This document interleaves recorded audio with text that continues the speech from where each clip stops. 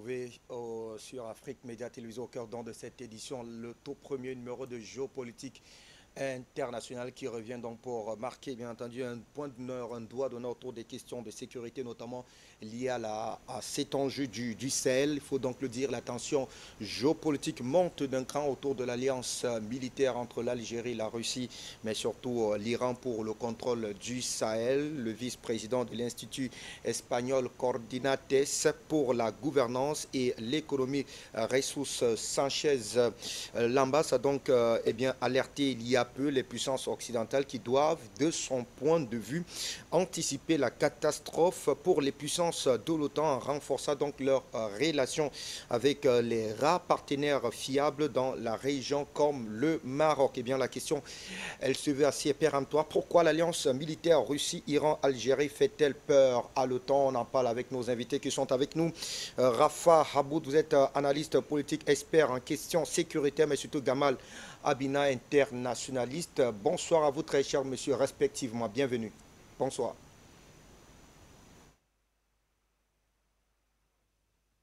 Rafa, je rentre rapidement avec vous autour de cette véritable question. Eh bien, le Sahel aujourd'hui est plus ou moins perçu comme étant une véritable profondeur géopolitique et géostratégique de la part de plusieurs puissances européennes, qu'elles soient impérialistes ou non. Et il est désormais clair aujourd'hui l'enjeu de cet espace désertique eh bien, génère un certain nombre de regards, d'intérêts de part et d'autre. Eh bien, on l'a évoqué, cette alliance militaire qui est en train de se mettre sur pied très progressivement entre l'Algérie, l'Iran et la Russie. Fait-elle finalement peur à l'OTAN? Du moins, c'est ce que l'on peut entrevoir quand on écoute bien entendu le vice-président de l'Institut espagnol Coordinates s'exprimer sur la question. Alors déjà, votre regard, votre lecture autour de cette alliance militaire qui se met progressivement en place au cœur du Sahel, notamment avec ces trois pays.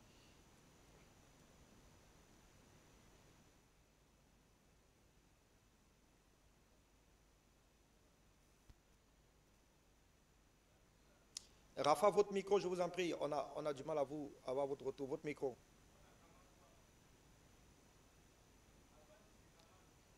Allez, des soucis, on vous reviendra dans un court instant. Le temps pour vous de mieux ajuster votre micro.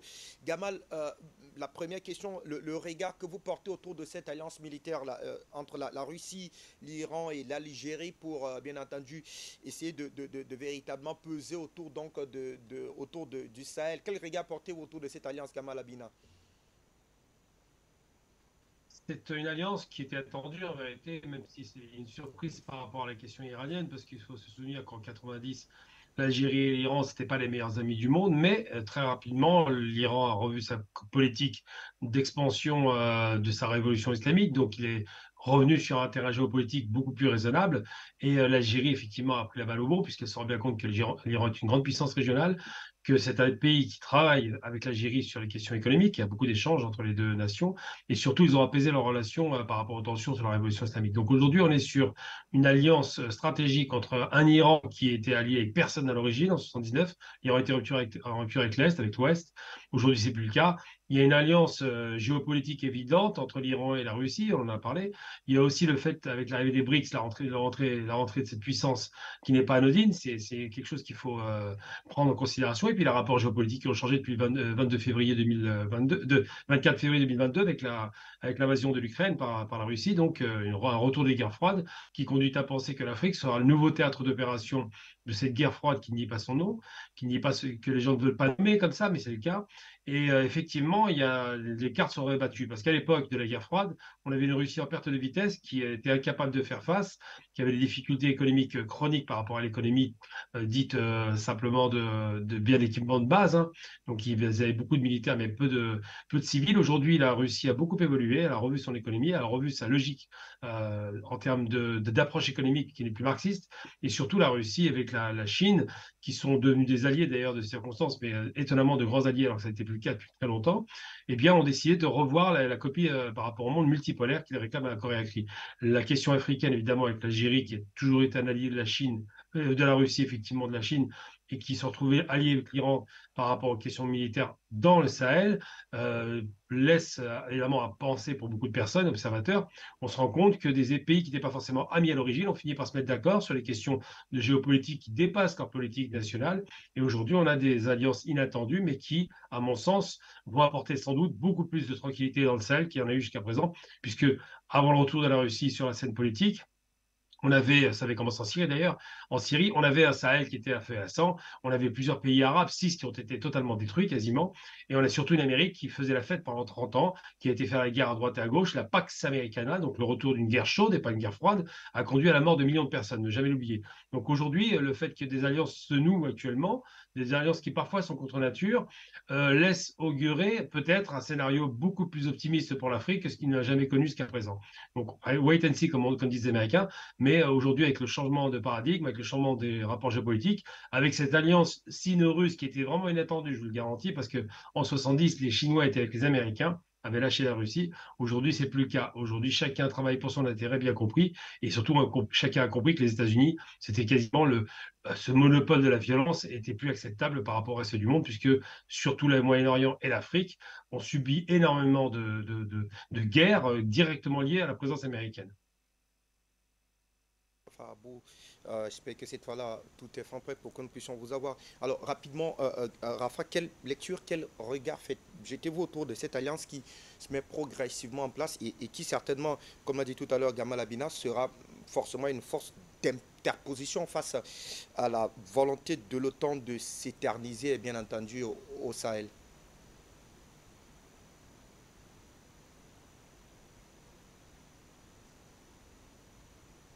Rafa? Non, on n'a pas. Rafa, on a du mal à voir votre retour en plateau. Je ne sais pas si c'est votre micro Le qui n'est micro pas. est... Voilà. Là, c'est parfait. Nous écoutons à présent. Alors, qui des deux nous avons, Ah, Rafa ou voilà. Gamal? Allez, on fait savoir que on insistera avec vous, Gamal. Alors, le temps pour Rafa de nous retrouver dans le cadre de cette édition de Géopolitique internationale. Alors, Gamal Abina, est-ce que l'on devrait, alors, sur le plan militaire, eh bien, ces forces, ces puissances, que soit la Russie, l'Iran, l'Algérie, ne sont plus des forces tu vois ça. Donc, la puissance militaire est discutable. Mais la question, comment est-ce que cette alliance va véritablement se mettre en place? Oui, il y a une alliance militaire qui est, du point de vue de l'équipement militaire, qui est une véritable force d'interposition. Mais comment est-ce qu'elle pourra rentrer en scène? Parce qu'il faudrait bien entendu qu'il y ait des alliances assez fortes avec les États du Sahel pour que celles-ci puissent rentrer en jeu une fois que eh bien, ces États du Sahel auraient souhaité en tout cas leur accompagnement, comme c'est le cas notamment avec l'AES, l'accord des États du Sahel. Simplement parce qu'il y a plusieurs éléments qui sont à prendre en considération et qui sont pris très au sérieux dans le Sahel. D'abord, le fait que l'Algérie n'ait jamais voulu s'immiscer dans les affaires politiques intérieures. Elle a toujours dit, nous sommes contre les coups de force, mais personne n'intervient, personne ne doit toucher à la souveraineté des pays. C'est-à-dire que même s'ils ne sont pas d'accord sur le fait qu'il y ait une confiscation du rapidement, les Algériens ont reçu les nouvelles autorités maliennes et ça ne pose aucun problème. L'Algérie ne donne pas de leçon de démocratie, ils n'en seront pas à ce stade-là. La révolution algérienne s'est faite effectivement par les militaires, donc c'est le seul moyen effectivement de retrouver un début de souveraineté. Après, quand le pays est stabilisé, on peut passer au civil, mais c'est toujours comme ça dans les pays en difficulté. Je rappelle que l'Europe de la Seconde Guerre mondiale était dirigée essentiellement par des militaires aussi. Donc dès qu'il y a des moments difficiles, on passe malheureusement par le bras armé, entre guillemets, par la colonne vertébrale d'un pays qui est l'armée, puisque c'est ce qui est le plus structuré. Ensuite, concernant le rapport qu'ils ont au Sahel, effectivement, ça a été entendu, que ce soit le Mali, ou récemment encore avec le Niger, où l'Algérie s'est opposée formellement à une intervention militaire étrangère, rappelant que même si elle était opposée au coup de force que Mohamed Bazoum a subi, il n'en demeure pas moins que les Nigériens sont des gens qui sont souverains chez eux. Donc l'Algérie a des intérêts évidemment géopolitiques dans la région, puisqu'il y a un gazoduc qui doit passer du Nigeria par le Niger pour aller en Algérie. Donc ils ont tout intérêt à créer des conditions favorables au développement économique et au partenariat. Et puis à côté de ça, on a cette plateforme algérienne qui commence à se développer sur le plan militaire. On a une industrie militaire naissante. On a une industrie très puissante en Iran, parce que l'Iran développe toutes ses armes. Ils font leurs avions de combat, leurs missiles. Ils sont capables de lancer dans l'espace. Ils ont fait récemment encore des satellites. Ils ont des lanceurs. Ils ont des capacités offensives assez conséquentes, bien que le défensif soit mis en avant. Et le fait d'avoir une plateforme comme l'Algérie, tout comme Israël est une plateforme finalement des États-Unis. Et d'avoir une plateforme comme l'Algérie partenaire avec la Russie et l'Iran, ça crée un intérêt commun pour ces trois nations, puisque l'Iran est déjà très présente avec ses coopérants, on parle beaucoup de Wagner, mais c'est des coopérants russes avant toute chose, dans la région. Le fait d'avoir une base de repli algérienne qui garantirait effectivement un redéploiement de forces, parce qu'il faut toujours un porte-avions, entre guillemets, terrestre pour recevoir les forces, une base de repli si besoin, eh bien l'Algérie garantit cela. Pourquoi? Parce que d'abord, l'Algérie a lutté pendant 10 ans contre le terrorisme, on le sait déjà, donc ils ont une expertise dans le domaine. Pour ce qui concerne l'insurrection de type, on va parler de guerre asymétrique, donc de type guérilla, ils savent faire. Et l'autre aspect, bah, c'est le caractère, effectivement, que l'Algérie a toujours défendu, à savoir l'indépendance, l'autodétermination des peuples à disposer d'eux-mêmes. Toutes ces questions-là sont soulevées avec acuité. On ne dit pas que les Russes sont les plus à même de garantir l'indépendance des peuples, mais au moins ils coopèrent. On l'a vu avec Nasser à l'époque. Et surtout, l'arrivée des Russes, des Iraniens qui s'inscrivent réellement dans cette logique-là, c'est de dire qu'on a des partenaires solides sur le plan industriel, militaire, pour pouvoir garantir que l'Algérie puisse être une forme de gendarme de la région. J'aime pas le terme parce que ça rappelle les États-Unis, mais une forme de protecteur, entre guillemets, des intérêts des pays de la région et pour ramener le calme effectivement dans le Sahel, parce qu'au départ, rappelons quand même que le Sahel, c'est les groupes djihad d'Algérie, de Libye et d'autres qui ont été directement irrigués le Sahel, qui ont soulevé des mouvements de protestation d'un côté et puis des mouvements séparatistes comme l'Azawad de l'autre. Toutes ces questions-là sont posées avec acuité. L'Algérie veut du calme à ses frontières. La plupart de ces frontières sont instabilisées, donc cette coopération va apporter un concours aux Algériens qui ont la possibilité aujourd'hui de déporter avec la réforme de la Constitution les forces armées algériennes en dehors des frontières. Alors, Rafa, est-ce que vous êtes définitivement avec nous, Rafa? Est-ce que vous écoutez? Oui, je vous écoute très bien. Et vous? Allez, merci. Alors, Rafa, nous vous accueillons. Pourquoi l'urgence de mettre une telle alliance maintenant de la part de ces trois pays au cœur du moins au cœur du Sahel? Mon avis, c'est qu'il n'y a pas d'alliance militaire stratégique entre l'Iran, la Russie et l'Algérie dans le Sahel. Ça, c'est une propagande marocaine. Vu l'article qui est sorti dans l'Institut espagnol, ça Ouais. date de mars 2023. Cette propagande a commencé à partir de 2015-2016, quand le Maroc a accusé l'Algérie de recevoir les agents du Hezbollah à Tindouf, Polisario. Donc ça a commencé comme ça et c'est pour ça que cette propagande a été élaborée partout, même avec des journalistes algériens qui vivent au Maroc, qui disent que l'Algérie, avec le Hezbollah et les gardiens de la révolution, entraînent l'armée du Polisario pour libérer le Maroc et pour attaquer le Maroc. Cette, euh, cette, cette, euh, Cette stratégie maroco-israélienne vise à mettre le Polisario dans le giron des groupes terroristes, c'est-à-dire le Hezbollah est reconnu comme une organisation terroriste par les États-Unis, par les pays du Golfe. Donc, dire que le Hezbollah est financé par l'Iran, donc ils entraînent le Polisario à Tindouf, donc le Polisario devient une organisation terroriste. Donc, par ricochet, l'Algérie est un État voyou qui finance le terrorisme. Donc, ça, c'est la stratégie du Maroc. En ce qui concerne maintenant l'alliance entre l'Algérie et l'Iran au Sahel et la Russie, je ne vois pas l'intérêt de l'Algérie de faire une alliance pareille. Je dirais peut-être que l'intérêt de l'Algérie serait d'obtenir le transfert de technologie en armement par rapport à l'Iran. Ça serait intéressant, oui. Mais de là à accepter que des bases soient installées au Sahel, c'est-à-dire au sud de l'Algérie, voire même à l'intérieur de l'Algérie, ça, ce n'est pas dans notre doctrine algérienne. Donc, pour moi, cet article-là, c'est un article de propagande, c'est pro-maroco-israélien. C'est pour ça qu'ils veulent faire croire au monde qu'il y a une alliance entre l'Iran, l'Algérie, la Russie. Ils disent même que la Russie utilise l'argent de l'Algérie pour faire sa guerre en Ukraine. Ça, c'est de la propagande qu'on a vue partout depuis le déclenchement de la guerre en Ukraine. Mais la chose qui est sûre, c'est qu'on a de bonnes relations avec l'Iran et avec la Russie. C'est sûr que si demain la guerre en Ukraine ou ce qui se passe maintenant en Palestine, tout ce problème s'expanse avec la Chine et qu'on va vers une troisième guerre mondiale, c'est sûr que l'Algérie est dans son intérêt, ainsi que l'Afrique, de faire des alliances comme ça avec des puissances qui veulent un monde multipolaire. Ça, c'est certain. Mais c'est très loin encore maintenant pour l'instant. Et surtout que il y a un problème très très important que les politiciens ou les géopoliticiens ne voient pas, c'est-à-dire un problème qui est souterrain, c'est le problème de la religion. C'est-à-dire en islam, vous avez le chiisme et le sunnisme. Donc l'État iranien est un État chiite, donc tous les États qui sont alliés avec l'Iran sont accusés d'être pro-chiites, pro-Iran, contre sunnites, contre pays sunnites. C'est ce qui est arrivé au Moyen-Orient. D'ailleurs, le printemps arabe a été déclenché par rapport à ça, c'est-à-dire après la guerre de 2006, que la défaite d'Israël contre le Hezbollah en 2006 a galvanisé les foules arabes, comme aujourd'hui l'attaque des Palestiniens qui galvanise positivement la rue arabe. Donc la peur d'Israël et la peur des pays du Golfe d'une croissance chiite, comme ils disent, ou l'expansion de la doctrine chiite dans les populations sunnites, ils ont tiré l'alarme et c'est à partir de là que ça a commencé leur union sacrée entre les pays du Golfe, voire le plus grand pays du Golfe qui est l'Arabie Saoudite et Israël contre l'Iran. Donc, l'Algérie a été accusée à plusieurs reprises qu'il y a une expansion du chiisme en Algérie. Et l'Arabie Saoudite, les propagandistes de l'Arabie Saoudite à l'époque, les télévisions, les imams religieux, les vidéos existent en tous les cas et les articles existent. Ils accusaient le pouvoir algérien d'être un pouvoir chiite qui travaille pour l'Iran, comme la Syrie, comme le Hezbollah, et qu'on devient des agents des chiites. Donc ça, c'est un problème à voir.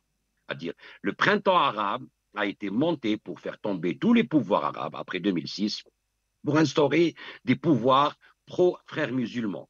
Ces pouvoirs pro-frères musulmans, en Libye, en Syrie, en Égypte, allaient servir à galvaniser les foules contre la doctrine chiite. Et ça a commencé en Syrie. Mais ça n'a pas réussi. Aujourd'hui, qu'il y a des accords entre l'Arabie Saoudite et l'Iran, que les accords ont été rétablis entre l'Arabie Saoudite et l'Iran, le Maroc et Israël se retrouvent en mauvaise position.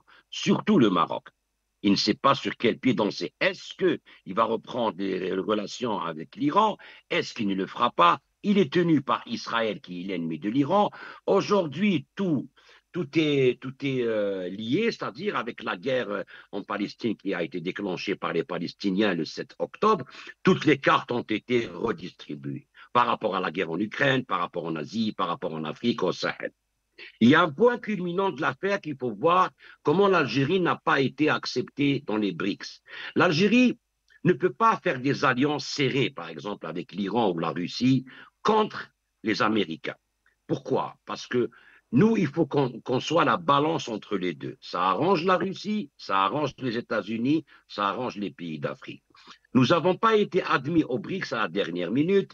D'ailleurs, l'Algérie n'a pas envoyé, le président algérien ne s'est pas déplacé en Afrique du Sud. Il a envoyé son ministre du Commerce ou des Finances, je pense, parce qu'il savait qu'il n'allait pas être accepté. C'est un accord en commun avec les BRICS. Il fallait laisser l'Algérie, les mains de l'Algérie libres, comme ça, pour prendre le dossier du Sahel dans l'intérêt des Américains, dans l'intérêt des Russes et dans notre intérêt, c'est-à-dire être la carte au milieu. Les Américains demandent, sollicitent l'aide de l'Algérie pour que les Russes ne prennent pas vraiment pied au Sahel. Et les Russes veulent bien que l'Algérie soit un pays stable. Donc, ils nous laissent le dossier du Sahel. On s'occupe du dossier du Sahel. On envoie les émissaires vers la CEDEAO, vers le Niger, le Mali, et on calme et on arrête l'intervention militaire. Ce qui ne fait pas l'avis de la France, que les Américains veulent mettre dehors de l'Afrique. Mais maintenant, l'Algérie, elle a les mains libres et elle a pu arrêter l'intervention militaire et elle a proposé une plateforme. C'est pour ça que nous ne sommes pas rentrés dans les BRICS. Parce que si on serait rentré dans les BRICS, on aurait été directement confronté aux Américains et à l'OTAN, comme étant contre eux. Donc nous, pour prendre la carte du Sahel, qu'on est la puissance d'Afrique du Nord, et nous avons des relations avec les pays du Sahel très profonds, que ce soit par rapport aux Touaregs, que ce soit par rapport à l'histoire de la révolution algérienne, que ce soit par rapport aux décolonisations de l'Afrique. Donc nous sommes un pays respecté, c'est-à-dire que notre parole a de l'importance. Donc on a préféré se retirer du BRICS et calmer la zone au Sahel. C'est ce qui se passe maintenant et on verra ce que les prochains jours nous réservent. Mais chose est sûre, c'est que nous avons réussi à mettre le calme au Sahel. Et en ce qui concerne l'Iran, on n'a pas de relation stratégique militaire avec l'Iran. C'est juste une propagande maroco-sioniste. Il y a quelques jours de cela, eh bien, on assistait à des véritables manœuvres militaires conjointes entre votre pays, l'Algérie, et la Russie au sein donc de la Méditerranée. Gamal, je vous retrouve. Partagez-vous dans le fond cette lecture d'Afa Bout qui pense d'ailleurs que c'est une véritable manœuvre marocaine dans l'éternel conflit désormais qui, on va dire, oppose Marocains et Algériens sur la question du Front Polisario et bien d'autres théâtres d'opération, notamment sur la question de l'entité sioniste et la Palestine. Juste une question, c'est pour être sûr de ne pas me tromper. Rafa, c'est vous qui avez fait la réponse à Berkane? C'est Berkane? Oui, Ah, oui, oui, ben, absolument. j'applaudis demain. Merci, On prépare une réponse, merci, comme ça on s'est demeuré. Donc, merci beaucoup. ah, mais je vous Merci. félicite, hein, parce que les shahids, ça a de la valeur et se demeurer. Absolument, Non, mais là-dessus, félicitations. absolument, absolument. Ils veulent effacer la mémoire de la révolution Absolument. pour ne, pour ne pas laisser le choix aux Palestiniens et la doctrine algérienne que qui nourrit qui nourrit l'âme du Tout à Palestinien, fait. l'âme de la révolution palestinienne. Voilà, donc pour répondre à la question. Donc là, je comprends ce qu'il dit Rafa par rapport à ces questions-là. C'est ce que j'ai soulevé tout à l'heure. L'Algérie et l'Iran en 90, ça se passait très très mal, ça s'améliore, il y a des relations économiques qui se développent. Les Iraniens se sont apaisés. Tout est possible dans la géopolitique parce que ça bouge très vite. Je ne serais pas aussi péremptoire. C'est vrai que je sais pourquoi il dit qu'effectivement, le Maroc, depuis des années, nous sert que, soi-disant, l'Iran voudrait rentrer en Algérie, nourrirait l'armement du Sahara occidental. Ça, c'est de la propagande vulgaire. L'Iran n'a absolument rien à voir avec le Sahara occidental. Il y a aucun pasdaran au Sahara occidental. Il n'y a rien de tout ça. L'Algérie, sur les questions sahraouis, laisse les Sahraouis faire leur travail. Elle n'intervient même pas militairement. C'est vous dire à quel point les principes onusiens auxquels l'Algérie semble attachée, puisque l'ONU a participé quelque part à la négociation pour l'indépendance, l'Algérie n'a pas oublié. Donc ça, c'est une réalité. L'autre aspect, effectivement, c'est le rapprochement Algérie-Russie. Indiscutablement, il y a un rapprochement. Et je n'exclus pas, par contre, le fait d'avoir une collaboration beaucoup plus avancée entre les Russes et les Algériens, parce que on a besoin du transfert technologique que la Russie, jusqu'à présent, il faut être très honnête, ne nous a jamais fait de cadeau. Ils nous envoyaient des avions rouillés à une époque. Ils ne font pas de transfert de technologie, ils ne transfèrent pas d'usine, ils font que vendre du militaire. Et ça pose problème. Les Algériens ont un coup à jouer là-dessus. Donc si les Russes jouent la donne du transfert de technologie et de la production de matériel militaire comme les Américains le font par rapport avec les chars Abrams avec l'Égypte, et bien là, ça deviendra intéressant. Et pourquoi pas, effectivement, que la Russie puisse avoir une base dans la région, puisque finalement, les Américains ont des bases un peu partout, comme ils en ont une, par exemple, au sud de l'Algérie. Il y a une base à Agadez, au Niger, une grosse base américaine de 100 millions de dollars. C'est inquiétant quand même pour les Algériens. Donc je pense que cet équilibre entre, et vous avez raison de le rappeler, entre l'Algérie, qui a toujours eu un équilibre entre la Russie d'un côté, où le cœur penchait vers le régime socialiste, et de l'autre côté, un équilibre avec l'Amérique, où il n'y a jamais eu de rupture avec les États-Unis, ce qui est quand même assez étonnant, mais l'Algérie est capable de ça. C'est un pays qui n'a pas d'ennemis. On met le Maroc de côté, parce que le Maroc, c'est une mauvaise plaisanterie, mais globalement, l'Algérie n'a pas d'ennemis. Le seul ennemi déclaré et normal, il faut le rappeler systématiquement, c'est Israël. Comme disaient les révolutionnaires algériens, l'Algérie ne sera libérée que lorsque la Palestine sera libérée. C'est ce que disait aussi Mandela. Donc c'est vrai que le seul pays qui pose problème, c'est Israël. Le Maroc, pour des raisons de Sahara occidental, mais pas seulement. Cette problématique, c'est pas une guerre entre deux pays riverains ou deux forces équitables. On n'est pas dans le même rapport de force. L'Algérie est largement plus puissante que le Maroc à tout point de vue, économiquement, la superficie, l'application de sa population et surtout, simplement, en termes de politique. Le Maroc n'a pas de politique, n'a pas de diplomatie. C'est un pays qui ne travaille que pour le Sahara occidental et ses relations avec Israël. La problématique, c'est que le peuple marocain est pris en otage de cette politique. Le peuple marocain qui a démontré à Rabat qu'il ne voulait pas ces accords honteux de paix avec Israël, parce qu'il ne faut pas appeler ça de la normalisation, ça s'appelle les accords de paix et de capitulation. Le front des capitulaires là, a emporté 5 pays arabes pour l'instant, il faut que ça s'arrête. Donc aujourd'hui, le peuple marocain a fait entendre sa voix, il y aura des conséquences, vous avez bien fait de le dire, enfin, le fait que effectivement, le peuple est vent debout par rapport aux martyrs des Palestiniens et que tranquillement, l'État marocain fait la paix avec un pays pour lequel il n'a rien reçu en contrepartie, rien, même pas la reconnaissance du Sahara occidental, c'est vous dire. Eh bien, ça dit des choses. Le problème qui se pose aujourd'hui, c'est qu'on a des blocs occidentaux qui sont en déliquescence, ça se dégrade, clairement, ils ne vont pas chuter, mais ils sont en recul.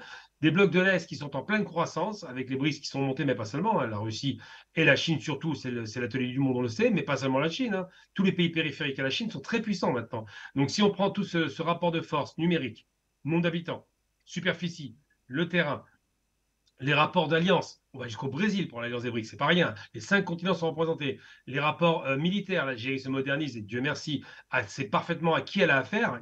Les Algériens ne sont pas des imbéciles. Ils savent le risque de baisser la garde parce que si vous baissez la garde, immédiatement c'est un coup de couteau dans le dos.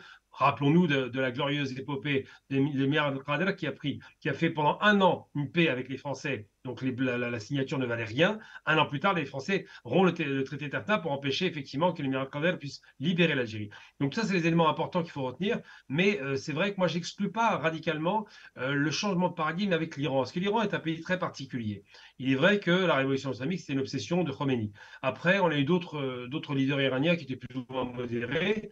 Après, on a eu le plus excité de tous, qu'on connaît tous, c'est Ahmadinejad. Puis aujourd'hui, on a un Iran qui est géopolitique. C'est-à-dire qu'il se dit, il s'inscrit dans son environnement. Il sait qu'il ne doit pas être seul. Il sait qu'il n'a jamais été colonisé. Donc, c'est un modèle en cela. Et en même temps, c'est un pays qui est en danger. Les États-Unis, ça fait 42 ans qu'ils veulent, enfin 43 ans maintenant, qu'ils veulent, même 44 ans aujourd'hui, puisqu'ils sont 19, qui veulent le détruire. C'est une obsession. Ils n'y arrivent pas. Et ça prouve que l'Iran a été capable de faire face à des difficultés bien plus importantes qu'on imaginait.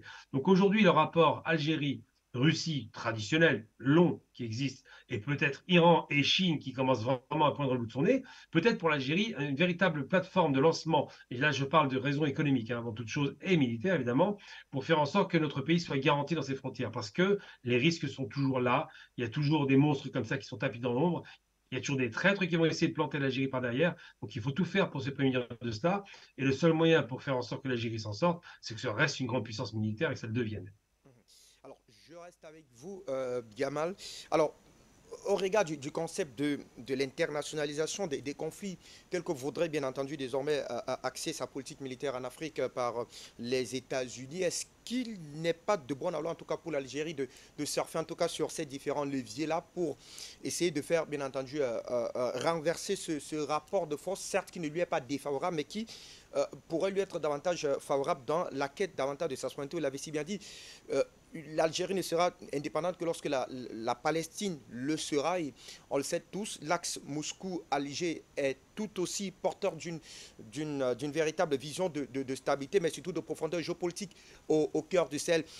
Est-ce que le concept d'internationalisation des conflits tel que veut aujourd'hui, bien entendu, nous amener les États-Unis en déclarant d'ailleurs, en votant une loi, faisant passer une loi qui va s'attaquer à toutes les actions militaires de la Russie sur le continent africain, ne pourrait pas justifier la mise en place d'une quelconque, peut-être pas une alliance dans le sens strict du terme, mais une véritable coopération militaire entre l'Inde, mais surtout l'Algérie et la Russie pour essayer bien entendu de rétablir le rapport de force autour de cet enjeu qui est bien entendu le Sahel.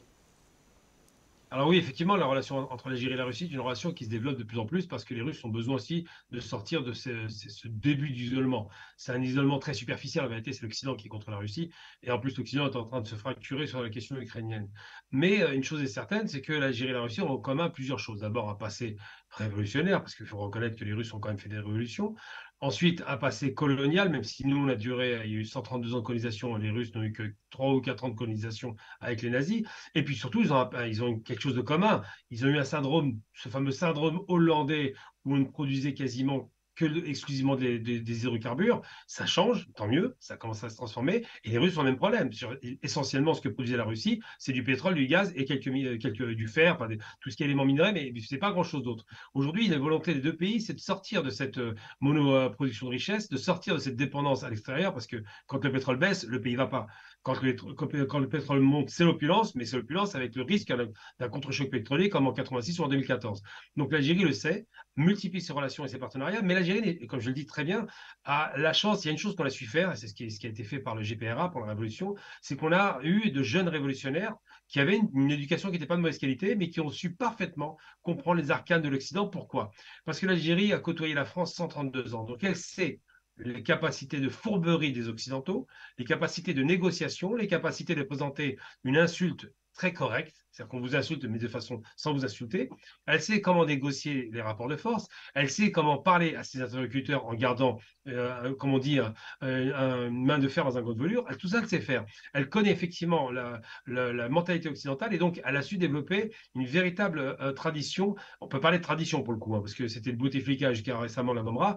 Tous les diplomates algériens ont un très haut niveau. Le dernier en date, qui a répondu d'ailleurs à Omar Hilal à l'ONU, l'a ridiculisé. Parce que d'un côté, on voit bien que c'est une sorte de paysan qui s'exprime difficilement et qui dit n'importe quoi. Et de l'autre côté, l'Algérie qui a sur les arguments solides, qui développe de vrais arguments structurés et qui explique et s'inscrit dans le droit et dans le droit international que le Maroc ne respecte pas.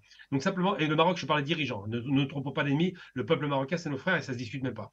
Donc c'est important de le rappeler. Et je pense que cette nouvelle alliance, enfin, ce renforcement d'alliance en vérité avec les Russes, tout en gardant l'équilibre de non-rupture avec les États-Unis, bah, se traduit dans les faits par le fait que récemment, il y a un Cubain, enfin un ex-député, enfin député cubain-américain d'origine cubaine, qui a voulu lever une fronde contre l'Algérie en disant que l'Algérie aidait la Russie en payant des armements. Eh bien, ça n'a pas été suivi des faits. Le gouvernement n'a pas tenu compte de cette tentative de rupture parce que les États-Unis connaissent parfaitement l'importance géostratégique de l'Algérie et surtout parce que les États-Unis ont tout intérêt à garder au moins un pays arabe, je ne parle pas du Maroc qui est quasiment sous contrôle total, mais un pays arabe indépendant avec lesquels ils peuvent parler, qui peuvent jouer les intercesseurs. Je prends l'exemple par exemple des otages, c'est l'Algérie. À la fin de la guerre en Éthiopie, Érythrée, c'est l'Algérie. À chaque fois l'Algérie est intervenue, Carlos, le détournement d'avion, c'est l'Algérie. C'est-à-dire que c'est un interlocuteur beaucoup plus crédible que ne le sera jamais l'Égypte, par exemple. Donc les États-Unis ont tout intérêt à continuer à conserver une relation saine avec l'Algérie, sachant qu'en plus l'Algérie, c'est quelque part un État qui est capable de parler russe. Donc tout ça, c'est important de le rappeler. Et je pense qu'effectivement, cette nouvelle donne qui est dans la région et qui va profiter au Sahel, on espère qu'elle profitera au Sahel, si la Russie et l'Algérie se mettent d'accord, il est probable que la paix civile soit de retour et que peut-être, maintenant, avec l'aide de Dieu, un développement puisse enfin se faire dans cette région malheureuse. Rafa, nous écoutons également sur cette préoccupation, le concept d'internationalisation des conflits. Le concept peut-il davantage justifier une action groupée entre l'Algérie, l'Iran et la Russie quand on regarde bien entendu les enjeux qui semblent s'entremêler ça et là, que ce soit sur la question du Moyen-Orient, mais également sur la question africaine? Moi, je parlerai d'un groupement entre pays du Sahel et pays du nord de l'Afrique. Ça serait intéressant, par exemple. Au lieu de ramener des bases étrangères comme les Russes ou les Iraniens, par exemple. Moi, je préférais avoir une alliance entre tous les pays du Sahel avec l'Algérie. Voir la Mauritanie, le Niger, le Mali, le Burkina Faso, le Tchad, pour entourer la Libye, pour avoir une puissance devant la Libye, qu'on sera une puissance militaire aidée certainement par les Russes et par la Chine, qui peuvent entraîner des armées et les rendre professionnelles, et inclure l'Égypte dans cette union. C'est-à-dire, si on arrive à monter une armée, il faut le dire comme ça, parce que maintenant, on parle d'armée, c'est les puissances militaires qui parlent.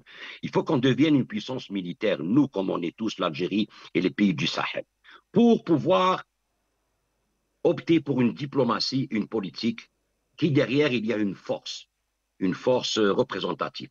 C'est-à-dire, entre l'Égypte, le Tchad, le Mali, le Burkina Faso, le Niger, c'est des militaires qui ont pris le pouvoir. Donc, chez nous, en Algérie, on ne le cache pas, c'est les militaires que toujours ils commandent la politique. C'est-à-dire qu'ils ont leur mot à dire depuis la guerre de révolution. Donc, nous sommes des armées. Et comme le dit bien Oded Dinon, qui était aux affaires étrangères israéliennes, qui a fait le projet Oded Dinon, qui parlait de tous les pays du Sahel ainsi que des pays d'Afrique ou les pays arabes, qu'il y avait beaucoup d'ethnies et que c'est les armées qui tenaient ces ethnies en nation. Si les armées sont défaites, ces pays sont disloqués. C'est ce qu'ils ont essayé de faire en Syrie, en Égypte, ce qu'ils ont fait en Libye, en Irak. Donc, nous, on pourrait faire une alliance militaire entre nous tous et fonder une force militaire dans le Sahel, avec l'Algérie, l'Égypte, aidée par les puissances comme la Russie et la Chine, pour pouvoir avoir des armées professionnelles. Nous avons une armée professionnelle, mais c'est les pays du Sahel qui ne sont pas encore prêts. Avec toutes les manipulations qu'Israël est en train de faire dans le Sahel, avec les Touaregs, par exemple, comme la dernière fois, on a vu le chef des Touaregs parler sur la chaîne I24 et qui a menacé l'Algérie carrément de prendre des armes. Donc, on voit comment ils travaillent. Quand on voit qu'ils Israël colonise 20 fois le territoire palestinien à travers l'Afrique, l'Asie et l'Amérique du Sud. Ils sont présents en Afrique. Ils sont présents en Guinée, dans les montagnes de Simondou, par exemple, au Gabon, au Sierra Leone, aux Philippines. Ils extraient de l'or, des diamants, du fer, et ils sont en guerre avec les Libanais chiites qui sont aussi au Sierra Leone. Et c'est une guerre économique et militaire. Donc, moi, je suis pour une alliance entre les armées de tous ces pays-là, du Sahel, voire l'Égypte, pour créer. Parce que la Russie, au temps de Omar al-Bashir, ils ont signé avec lui pour avoir une base maritime sur la mer Rouge. C'est ce qui a enclenché la chute de Omar al-Bashir. Tout ça est remis en question. Donc, plaît à mettre une base russe ou iranienne dans le giron de l'Afrique, du Sahel, ça serait un problème de plus. L'Algérie n'opte pas pour ça. On est plus peut-être pour fonder une alliance militaire avec toutes les armées des pays du Sahel. Parce que la question du Niger rentre en droite ligne avec notre réflexion, et vous l'avez, je crois que quelqu'un l'a relevé fort opportunément, la présence de la base militaire américaine du côté d'Agadez, qui est une véritable épine au Sahel, quand on sait le rôle qu'elle peut avoir, notamment en termes de renseignement.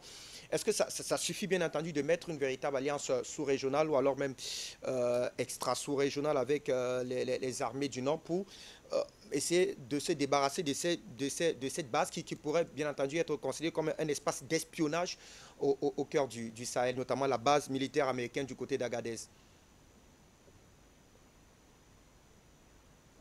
C'est à moi la question? Oui, Rafa, je reste avec vous, je vous en prie.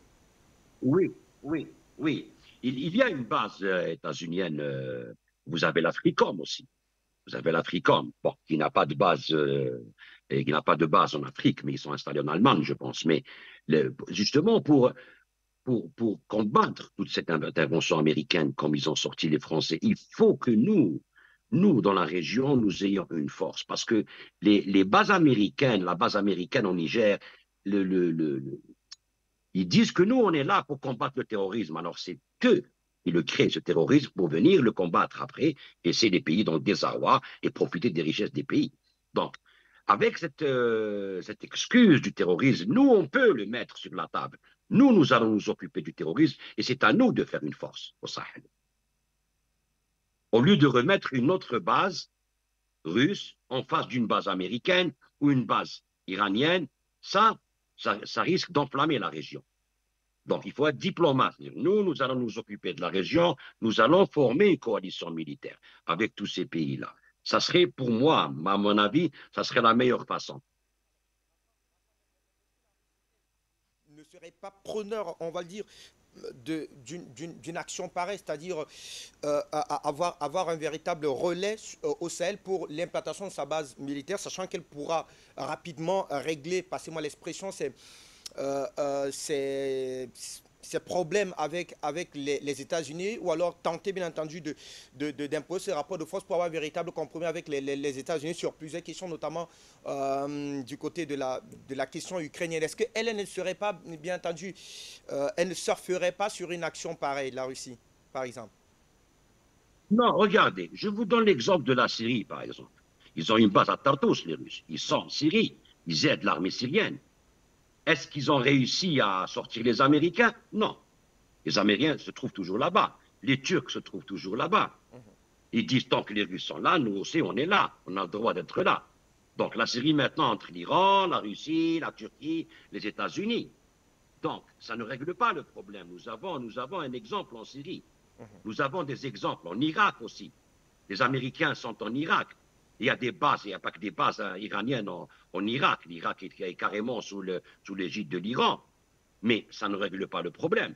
C'est-à-dire, nous, pour éviter ce problème que les Américains voudraient rester sur des terres en disant, oui, nous, c'est pour notre intérêt national, il faut qu'on reste en Syrie parce qu'il y a les Russes, il y a les Iraniens. Donc ça, c'est inviter plus les Américains à venir. Il faut qu'on nettoie notre territoire de tout le monde parce qu'on est capable de le faire. Avec l'Algérie et les pays du Sahel, avec l'Égypte, on pourrait organiser une armée commune pour défendre tout le continent africain et voir la Libye, trouver une solution pour la Libye. Donc nous avons l'exemple de la Syrie, la Russie en Syrie, ça n'a pas réglé le problème. Le problème en Azerbaïdjan, dernièrement, quand la Russie, que l'Azerbaïdjan, que l'Arménie a laissé tomber, et qu'ils sont retournés vers l'OTAN. C'est-à-dire ce n'est pas une science exacte, ça. Il faut qu'on arrive à nous-mêmes nous défendre, comme ils font l'Iran, par exemple. L'Iran, pendant 40 ans, ils ont construit des milices armées au Yémen, en Syrie, en Liban, en Irak, qui entourent l'État palestinien, qui entourent par la Palestine colonisée, et qui réussissent à avoir leur poids. C'est ça qu'il faut. Ça veut dire il faut que nous, on soit unis entre nous dans notre zone et former une armée forte, comme ils font l'OTAN, comme ils font comme la Commission des coopérations du Golfe, ainsi de suite. On ne peut pas compter toujours sur les autres. Oui, sur le transfert technologique, sur l'armement, sur l'apport diplomatique aux Nations Unies, mais c'est à nous de construire notre puissance. Merci à vous, Rafa. Alors, je vous retrouve rapidement, Gamal Abina. La question est, quelle est la formule idéale pour, bien entendu, parvenir à la sécurisation de l'espace sahélien, tout en sachant, bien entendu, que les États-Unis gardent un véritable pied au cœur du Sahel, que ce soit à Djibouti, que ce soit, bien entendu, au Soudan et même en Côte d'Ivoire. Bref, partout au Sénégal, mais surtout du côté du Niger. Comment réussir, bien entendu, à concilier cet tas de choses avec le besoin de sécurisation du Sahel? La question de la sécurité, là, je rejoins Rafa sur un point. Effectivement, on ne peut pas accepter que des forces étrangères viennent faire la sécurité à notre place. Moi, je pense que les deux choses qui doivent être faites, c'est transfert de compétences, transfert de technologie. Compétences, c'est quoi? C'est formation des militaires, mais ça, c'est pas très long, hein, 6 mois, c'est fait, 1 an maximum. Et surtout, transfert de capacités défensives puis offensives. Pourquoi? Parce qu'à chaque fois, les Français sont arrivés avec un discours très néocolonialiste. Les bons Africains, ils sont gentils, mais ils restent derrière, nous on fait le travail et on sait comment faire. 8 ans plus tard, on a vu le résultat, il s'est rien passé et à part des morts, mais bon, ça n'a pas été glorieux. Donc l'Afrique doit être en mesure de se défendre, doit être en mesure de régler ses problèmes. Mais moi, je prends un exemple très concret qui va en parler tout de suite. Les États-Unis ont essayé de déstabiliser l'Éthiopie récemment d'Abiy Ahmed. Qu'est-ce qu'ils ont fait? Ils ont réactivé un des 9 États, enfin une des 9 régions éthiopiennes, le Tigré. Surtout que l'Éthiopie avait réglé sa question avec l'Érythrée, donc c'est très bien. Ils ont déstabilisé à nouveau l'Érythrée qui était au pouvoir pendant très longtemps. Et ils leur ont dit quoi? Ils leur ont dit vous allez commencer à faire la guerre et vous allez faire tomber Addis Abeba.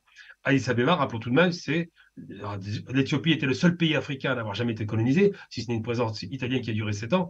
Mais surtout, Addis Abeba, c'est quand même le centre de l'Union africaine, donc c'est pas rien.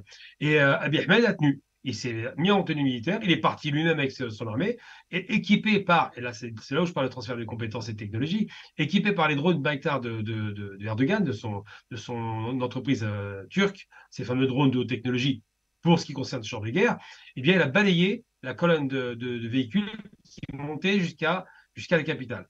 Et finalement, a sauvé son pays d'une garantie de guerre civile qui allait durer très longtemps.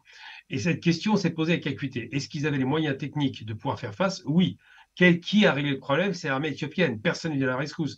Et pour autant, le Tigré, avec une formation de plusieurs partis politiques, s'était mis à Washington, d'accord, pour en finir avec Abiy Ahmed. Ça a été un échec total. L'Éthiopie a choisi ses partenaires économiques, c'est la Chine, qui a mis 5 zones économiques spéciales. Donc le pays a échappé au pire. Eh bien, je pense que dans la région, ces régions-là, où on a des populations jeunes, faciles à former, hein, les militaires peuvent être formés rapidement, s'ils sont équipés, comme le Mali actuellement est équipé par la Russie, de beaucoup de matériel de combat aérien et au sol, ils auront beaucoup de facilité à faire le travail. Après, l'autre aspect, effectivement, qui a été évoqué, c'est le fait d'avoir une armée sous-régionale qui soit capable d'être autonome. C'est-à-dire une interarmée entre, par exemple, l'Éthiopie, pas l'Éthiopie, entre le Mali, le Burkina, le Niger, la Guinée, enfin tous ces pays qui se sont mis d'accord et qui ont dit que si on attaquait le Niger, ils interviendraient. Ça, c'est une première phase positive parce que ça va dans deux sens. Le premier sens, c'est pas l'africanisme, c'est une lecture où les Africains travaillent entre eux. Et le second sens, c'est de se dire on est souverain chez nous quand même. C'est incroyable que des pays étrangers viennent faire la police chez vous. Là, c'est pas possible. Je pense que les partenariats ne doivent pas être écartés. Il faut des transferts de compétences. Mais je pense que la souveraineté nationale passe d'abord par le contrôle de ses frontières, par ses propres forces armées et ses propres polices. Donc là, actuellement, le Mali a montré l'exemple, c'est très bien. Il y a un effet de contagion bénéfique qui est en train de se mettre en place et on espère que le reste des pays africains, particulièrement le Sahel, seront capables de reprendre la main sur tous ces mouvements djihadistes, entre guillemets, parce que djihadiste, c'est un terme que j'aime pas, mais tous ces mouvements un petit peu illuminés qui veulent créer la guerre civile et qui créent toujours des problèmes d'insécurité chronique dans la région les plus pauvres. N'oublions jamais que là où il y a les guerres civiles, là où il y a des mouvements insurrectionnels de type djihadiste, c'est les zones où il y a le désertique, où c'est les plus pauvres. On prend l'exemple du Mali, le sud est riche, le nord est pauvre. Eh bien, ça, c'est des questions qui doivent être réglées aussi sur le plan économique. Et l'Algérie l'a dit très bien, si on veut sortir de ces problèmes-là, d'abord la sécurité et surtout l'économie. Développer la possibilité que ces pays puissent travailler normalement dans la sécurité et la paix. Allez, merci à vous, monsieur. On va se dire rapidement un mot pour sortir de cette édition du Géopolitique international. Rafa Abou, je démarre avec vous. Vous êtes expert sur des questions sécuritaires. La situation que nous voyons aujourd'hui, eh bien, c'est donc cette véritable prise en main de la question de la sécurisation d'abord des limites des frontières des pays du Sahel, le Mali avec son offensive notamment du côté du Kidal, le Niger qui a décidé bien entendu de rompre toute forme de coopération militaire avec la France, même si on l'a dit, il y a une épine qui reste celle américaine avec notamment ses tentacules. Mais telles que les choses sont parties, est-ce que la bataille est partie pour être gagnée notamment par ces États du Sahel? Oui, je pense que oui, parce qu'il y a une prise de conscience, le fait déjà de changer le pouvoir qui était pro-français et pro-européen, déjà il y a une conscience. C'est-à-dire, les gens qui ont pris le pouvoir au Niger, au Mali, je pense que c'est des gens qui ont une vision. Mais il ne faut pas les laisser seuls. C'est-à-dire que les peuples sont d'accord avec eux. Maintenant, c'est à nous, l'Algérie, de pouvoir élaborer un projet d'ensemble sur tout le Sahel et l'Algérie en ce qui concerne une entente militaire entre nous et surtout, surtout, surtout des solutions économiques pour les peuples. Ça, c'est le plus important. Mais avant de tout ça, il faut sécuriser la zone. Pour sécuriser la zone, il faut qu'on ait de l'aide de la Russie, de la Chine ou de l'Iran, ce qui concerne la technologie militaire. Il faut d'abord qu'on puisse s'unir entre nous et mettre une force sur place pour pouvoir nous défendre et défendre nos frontières. Et après, opter pour la solution économique. Et nous avons les moyens, Dieu sait que nous avons les moyens. Donc, mais compter sur les autres pour venir instaurer des bases et mettre de l'huile sur le feu, c'est tout. Et on a des exemples que ça ne marche pas. Donc moi, je dis, parce que regardez, quand le Maroc a voulu pousser Israël à être un membre à l'Union africaine, qui c'est qui l'en a empêché? C'est l'Algérie et les pays africains. Et puis Israël, c'est les États-Unis, hein, c'est l'Angleterre, c'est l'OTAN. Donc on peut réussir beaucoup de choses si on s'unit, si on se parle, si on discute entre nous, qu'on trouve des solutions, on peut les trouver. Mais moi, pour la sécurité au Sahel, moi, j'opterai pour une union des militaires de tout le Sahel avec l'Algérie, la Tunisie aussi, bien sûr, pour voir après avec l'Égypte. Si on arrive à monter une force militaire au Sahel, entre nous, ça serait un très, très grand pas en avant. Nous donnons la parole effectivement pour refermer cette édition. Vous parlez à moi? Gamal, Oui. la parole est bien. à vous. On a Oui. suivi Rafa tout à l'heure qui est assez optimiste quant à la capacité, bien entendu, des États du Sahel à parvenir à remporter cette bataille, celle donc de la sécurisation, notamment de l'espace, d'abord de la pays et certainement de se projeter dans une certaine dynamique globale à la sécurisation du Sahel. J'ai aucun doute là-dessus parce que les Africains sont en règle générale de grands combattants qui étaient sous-équipés. Maintenant qu'ils sont équipés, c'est plus le même rapport. Et puis surtout, je pense qu'effectivement, à part ce discours néocolonialiste qui prend les Africains pour des grands enfants, tous les Africains, les Nord-Africains aussi, on a su démontrer depuis très longtemps que ce discours n'est plus opérant. Ces questions de racisme basique et minable ont été violemment heurtées à la réalité, à savoir le combat des indépendantistes, des résistants et des gens qui ont de la fierté, quoi, simplement. Donc je pense qu'effectivement, la bataille est largement gagnable, surtout s'il y a un groupement interarmé qui se met en place, indépendant, c'est important, qui ne viennent pas prendre d'ordre de l'Occident et à qui on ne vient pas donner de leçons de faisabilité. Je vais prendre un exemple très concret. L'Algérie, par exemple, ça a été violent, évidemment, à une menace dans le site gazier. Il y a eu effectivement une prise d'otage de la part de ce qu'on va appeler des islamistes djihadistes, ou je ne sais comment on les appelle, et ils ont pris, je crois, une trentaine de personnes en otage. Qu'est-ce qui s'est passé? Les Algériens ne composent pas avec les preneurs d'otages. Alors c'était malheureusement, il y a des victimes, les gens qui étaient pris en otage sont morts aussi, c'est vrai, on le sait. Sauf que depuis 10 ans, plus personne n'a osé faire quoi que ce soit. C'est les méthodes expéditives, elles sont radicales, mais l'Algérie a été habituée à des méthodes radicales pour réussir à garder l'intégrité de son territoire. Et je pense qu'au Mali, c'est ce qui se passe actuellement. Il y a du radicalisme, il y a des moments difficiles, il y aura sûrement des morts, mais c'est le seul moyen pour en finir avec cette horreur. Si on veut que le pays reste intègre, si on veut que ce pays existe dans ce qu'il a toujours été un pays libre, eh bien, il faut faire en sorte que ce pays soit sécurisé. Et le seul moyen de sécuriser, c'est les rapports de force, et c'est les rapports de force violents. Une fois que la paix sera revenue à ce moment-là, on pourra rétablir un petit peu de quiétude, mais aujourd'hui, on n'en est pas là. Aujourd'hui, le but, c'est de faire en sorte que ces pays travaillent ensemble pour en finir avec des organisations qui sont alimentées par l'extérieur pour déstabiliser les pays. N'oublions jamais que l'Afrique est un grand, grand gâteau, comme c'était déjà partagé à l'époque de cette fameuse conférence, de cette ignoble conférence de Berlin. Aujourd'hui, on tente à nouveau de se la partager. Si les Africains ne prennent pas leur destin en main, ils risquent à nouveau d'être victimes d'eux-mêmes. Très cher Monsieur Gamal Abina Rafa Abou d'avoir été de nous dans le cadre de cette première édition de la semaine de géopolitique internationale qui sera fermée. On se donne rendez-vous très prochainement, très cher Monsieur Setman, pour des questions, d'autres questions sécuritaires. À demain pour un autre numéro. Bonsoir à tous. Merci beaucoup. Jamal, bye. Merci, au revoir, Salut, plaisir.